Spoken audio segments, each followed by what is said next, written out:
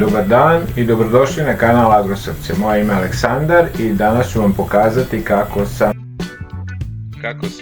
zamenio jedan lavabo. Evo ovdje ispred nas je jedan lavabo koji vidimo pukao i propušta vodu, voda je kapljala i na pod.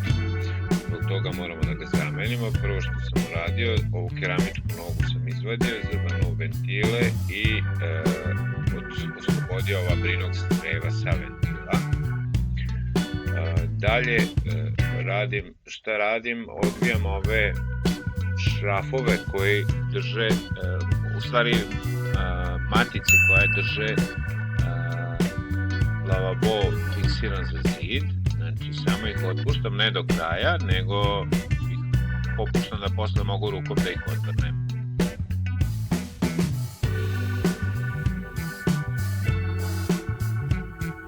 Kada sam otvrnuo matice, prelazim na sifon, odvrćem ovaj šraf koji drži sifon fiksiran za lavabo. Sa donje strane ću sada da uklonim sifon. To radim pažljivo jer unutra je puno vode. Evo malo sam i prosuo. Sada ću vodu iz sifona da izlijem u WC šolju.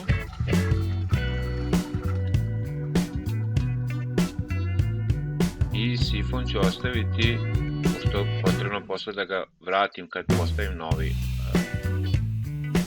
lavabo. Skidam ove matice sada ručno, koje sam otpustio ranije, i kada njih skinem dole, odvijem, praktično jednostavno mogu da skinem lavabo sa zida. Sada ću lakše moći da sa lavaboa skinem slavinu, koju nisam skinuo dok je lavabo bio zakačen na zidu. Slavina je fiksirana sa dva šrafa koja sam odvio i sada je vadim. Vidim da ima platna, gumena i metalna koja služi za tezanje slavine. Slavinu isto odlažem kao i ove druge stvari, pošto će nam trebati, sve delove čuvam, jer će nam trebati za ugradnju na novi lavabo. Sada ovaj lavabo stari mogu da odložim, a evo, pribavio sam novi lavabo koji je sličnog oblika kao i onaj prethodni, slične veličine.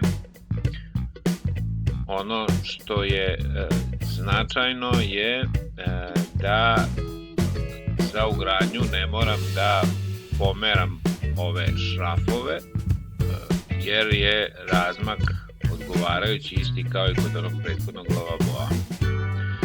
Sada ću pogledati kako izgledaju ove rupe na lavabou koje služe za montažu lavaboa na zid. U njih se ubacuju ove plastične tiple koje idu na šrafove, znači metalni šraf i keramika se razdvajaju plastičnom tiplom.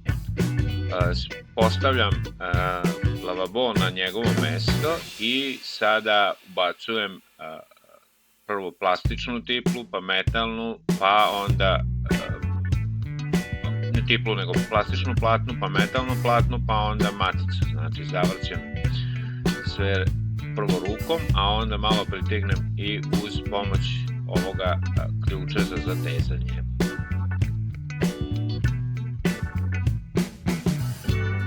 Neću zavrnuti do kraja, pošto je ovaj lavabo sličan kao onaj prethodni, ali nije isti. Kada bismo ga pričvrstili, ne bismo mogli da ubacimo nogu, zato prvo moram da postavim ovu keramičku nogu i onda kad sam je postavio na mesto dotegnem ove šrafove i sada vidim da je keramička noga postavljena, da je lavabo stabilan, nema slavinu i sifon, ali to ćemo dodati, ali je stabilan i na svom mestu. Sada vraćam slavinu, ubacujem ovu gumicu koja je u kontaktu sa keramikom i ubacujem slavinu u njenu ruku. Primetio sam da je ostalo silikona od starog koji nije sastrugan, pa ću to sad sastrugati.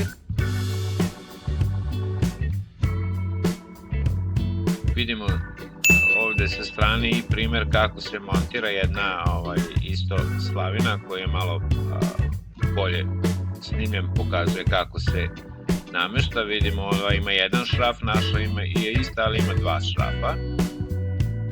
Sada ću ja isto da ubacim ove platne sa donje strane. Ubacujem prvu metalnu, pa onda prvu gumenu, pa onda metalnu platnu na šrafove koji su na slavini. I sada kada to ubacim, vidim da sam zavrnuo jedan šraf, imam dva, jedan sam zavrnuo i drugi, evo ovde ću da zavrnem posle rukom. Kada sam zavrnuo šrafove malo rukom, onda nastavljam zatezanje šrafova uz pomoć, ja imam ovaj plastični zatezač koji je stigao uz slavine, koji nekad stigne uz nove slavine, a dosta je praktičan i ja se s njim sad poslužiti u ovom slučaju, ali može i razni drugi ključevi čije dimenzije odgovara i mogu da priđu ovim šrafovima. Sada montiram sifon, prvo ću očistiti ove delove koji su u kontaktu sa keramikom, da ne bi propuštali naravno vodu kada budemo ih sklopili na kraju.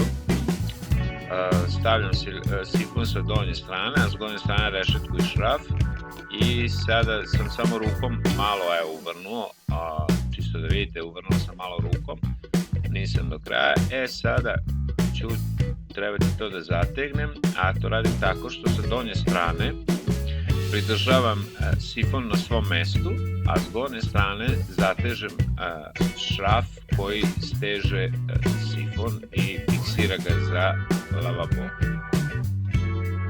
Još dodatno zavrnem ovako iz ovog položaja, da ne bi curilo.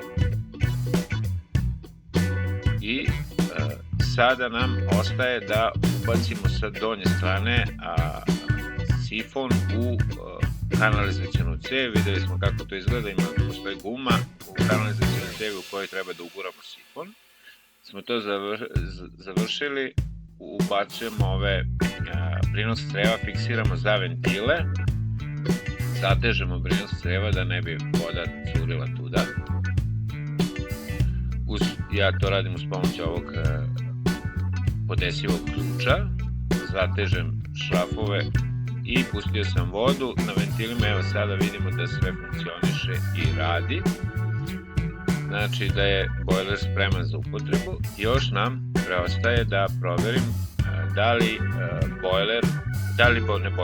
da li lavabo propušta vodu negde, možda nismo ga dobro montirali na neki deo pa kaplje, ali vidimo da je sve totalno suvo i nema kapljanja, znači da smo sve dobro sastavili i sada ovaj lavabo može normalno da radi. To bi bilo sve od mene za danas. Nadam se da vam se video svideo i slobodno možete ostaviti svoje lajkove, komentare i vidimo se u nekom novom videu.